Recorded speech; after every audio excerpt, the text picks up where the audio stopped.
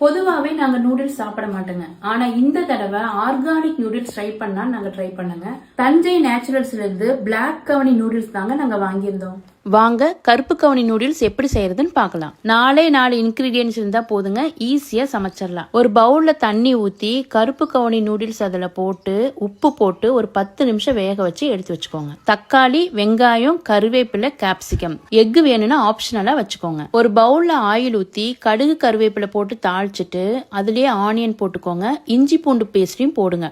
நல்லா deep fry பண்ணிட்டு தக்காளி ஆட் பண்ணிக்கோங்க. அதோட கேப்சிகம் சின்ன சின்னதாக கட் பண்ணி ஆட் பண்ணிக்கோங்க.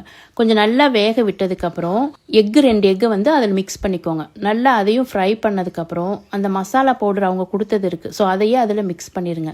இதெல்லாம் மிக்ஸ் பண்ணதுக்கப்புறம் நம்ம ஆல்ரெடி வந்து அந்த நூடுல்ஸ் வந்து உப்பில் போட்டு வேக வச்சு எடுத்து வச்சுருப்போம், அதை எடுத்து இதில் மிக்ஸ் பண்ணிடுங்க. அவ்வளோதான், ரொம்ப ஈஸி, செம்ம டேஸ்டியாக இருக்கும். உங்களுக்கு ஃப்ளேவர் வேணும்னா சோயா சாஸ் கடைசியாக ஆட் பண்ணிக்கோங்க, அதுவும் ஒரு நல்ல ஃப்ளேவர் கொடுக்கும். இவ்வளோதாங்க, சுட சுட சர்வ் பண்ணிங்கன்னா டேஸ்ட் அல்டிமேட்டாக இருக்கும். கண்டிப்பாக நீங்களும் ட்ரை பண்ணி பாருங்கள். தஞ்சை நேச்சுரல்ஸ் பேஜில் போயிட்டு நீங்கள் ஆர்டர் பண்ணுங்கள். கண்டிப்பாக ட்ரை பண்ணுங்கள், ரொம்ப நல்லாயிருக்கும்.